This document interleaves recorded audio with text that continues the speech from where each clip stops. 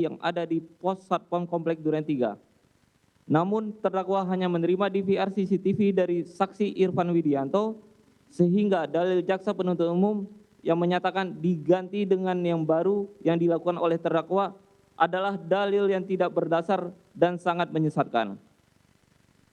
Bahwa jelas dan tak terbantahkan, jaksa penuntut umum menolak fakta dalam replik akuo, di mana jelas dan tak terbantahkan dalam penjelasan atas Undang-Undang Republik Indonesia Nomor 11 Tahun 2008 tentang informasi dan transaksi elektronik yang dimaksud dengan sistem elektronik adalah sistem komputer dalam arti luas yang tidak hanya mencakup perangkat keras dan perangkat lunak komputer, tetapi juga mencakup jaringan telekomunikasi dan garing atau sistem komunikasi elektronik.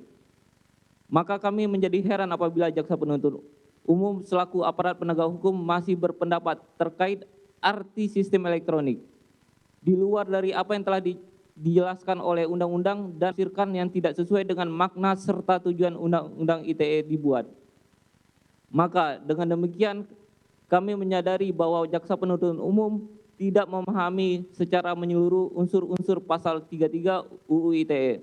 Yang salah satu unsurnya adalah tindakan apapun yang harus dimaknai sebagai tindakan di dalam ruang cyber atau tindakan virtual atau tindakan di dunia maya sebagaimana dinyatakan oleh ahli Rinto Wardana, ahli Henry Subiakto, dan Joshua Sitompul SHIMM dalam bukunya Cyberspace, Cybercrime, Cyberlaw, Tinjauan Aspek Hukum Pidana halaman 242. Dan tindakan yang dilakukan oleh terdakwa Cuk Putranto merupakan tindakan fisik dan bukan sebagai tindakan yang dilakukan dalam ruang cyber atau tindakan virtual atau tindakan di dunia maya sebagaimana dimaksud dalam penjelasan Undang-Undang ITE. Kemudian selanjutnya terhadap dalil jaksa penuntut umum yang mendalilkan dokumen atau informasi elektronik yang ada dalamnya menjadi rusak sebagian besar terhapus dan tidak dapat diakses lagi adalah dalil yang tidak masuk akal dan tidak berdasar. Karena pada faktanya telah jelas dan tidak terbantahkan dalam persidangan yang terhormat ini bahwa saksi ahli Heri Prianto atau ahli digital forensik dalam persidangan tanggal 29 Desember 2022 dan berdasarkan pada alat bukti surat puslapor tidak dapat menentukan siapa yang merusak atau menghilangkan isi rekaman. Bagaimana file rekaman bisa dirusak atau dihilangkan? Dan apa sebab-sebab terjadi kerusakan terhadap DVR CCTV yang menjadi objek perkara akuo? Bahkan puslapor sendiri tidak pernah melakukan pemeriksaan dan tidak menyatakan apakah benar tindakan terdakwa Cuk Putranto untuk mengganggu dan menjadi tidak dapat digunakan sistem elektronik sebagaimana dimaksud. 10. Menolak dengan tegas, tidak dan sependapat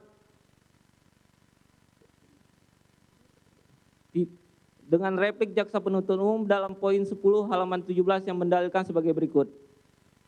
Apapun isi video yang dilihat oleh terdakwa tidak dapat menghilangkan fakta bahwa telah terjadi penggantian DVR dari CCTV komplek Polri Duren 3 yang menyebabkan terganggunya sistem elektronik CCTV komplek Polri Duren 3. Maka telah jelas dan tidak terbantahkan bahwa dalil jaksa penuntut umum dalam replik akuo merupakan dalil yang kehilangan akal dan terkesan menyampingkan maksud dan tujuan dilakukan laporan polisi model A yang dilakukan oleh saksi pelapor Kompol Aditya Cahya Sumunur Eskom. Sebagaimana laporan polisi nomor LP-A-0446-8 Romawi 2022 SPKT Pit Siber Bareskrim tertanggal 9 Agustus 2022. Karena maksud laporan polisi tersebut dibuat karena dianggap adanya perbuatan menghalangi proses penyidikan yang sedang dilakukan sehingga menjadi terhambat yang diakibatkan oleh rusak atau hilangnya barang bukti sebagai alat bukti dalam perkara 340.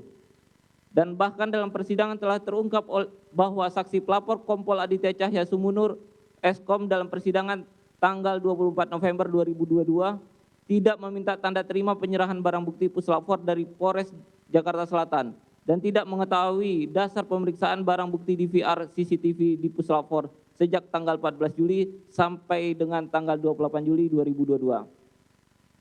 Karena berdasarkan keterangan Kompol Aditya Cahya Sumunur Eskom bahwa surat perintah pemeriksaan baru keluar tanggal 28 Juli 2022 dan saksi pelapor Kompol Aditya Cahya Sumunur Eskom hanya mendengarkan keterangan lisan dari puslapor tanpa adanya alasan yang jelas apakah DVR dimaksud dirusak atau dihilang. Bahwa berdasarkan keterangan ahli Heri Prianto atau ahli digital forensik dalam persidangan tanggal 29 Desember 2022 telah jelas dan tidak terbantahkan yang berdasarkan pada hasil puslapor sendiri. Puslapor tidak dapat menentukan siapa yang merusak atau menghilangkan isi rekaman. Bagaimana file rekaman bisa dirusak atau dihilangkan? Dan apa sebab-sebab terjadinya kerusakan terhadap DVR CCTV yang menjadi objek perkara aku. Kami beranggapan bahwa jaksa penuntut umum mencoba dan berusaha dengan asumsi atau imajinasi yang dibuat untuk tujuan dihubungkan atau melepaskan perkara ini dengan perkara 340.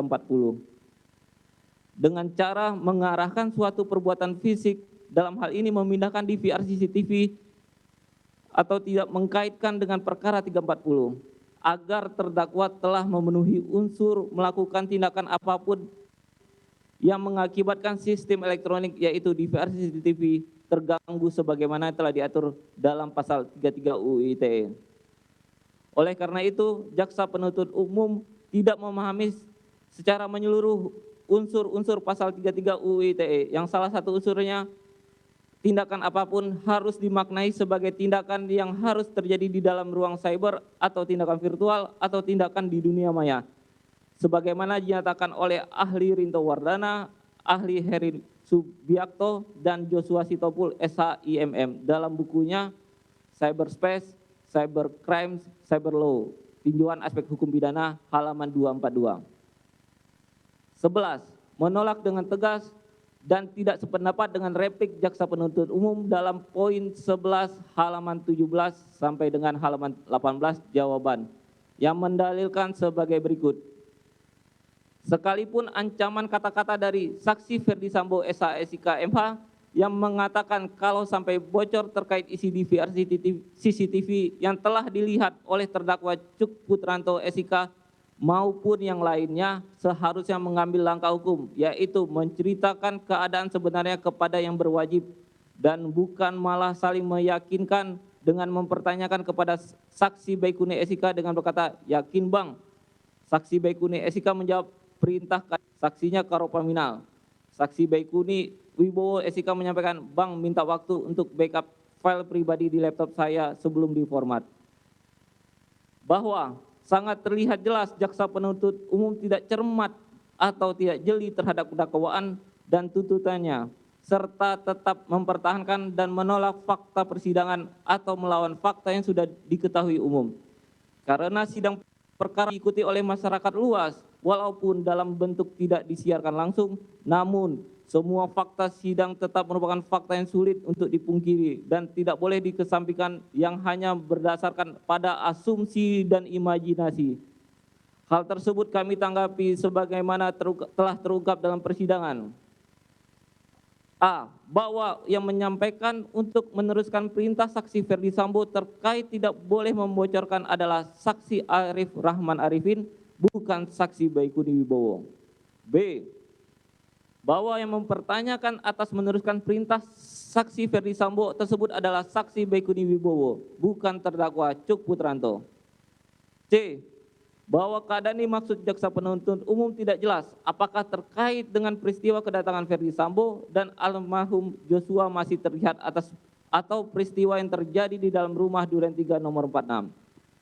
Dan D. Bahwa terdakwa Cuk Putranto baru mengetahui cerita yang pada tanggal 6 Agustus 2022.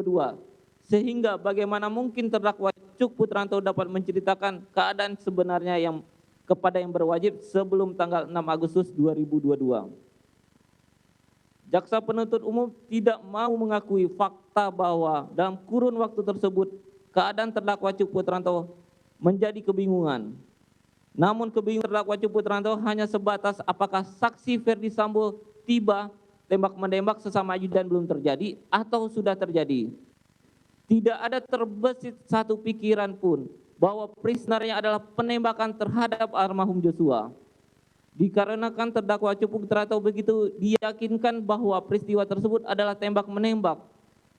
Karena dalam rekonstruksi Polda Metro Jaya yang melibatkan penyidik Polres Jakarta Selatan dan Polda Jaya, tim Innafis, tim Puslapor dan dihadiri secara langsung oleh Direktur Kriminal Umum Bareskrim Polri yang dengan segudang peralatannya untuk mengukur dan menganalisa olah TKP.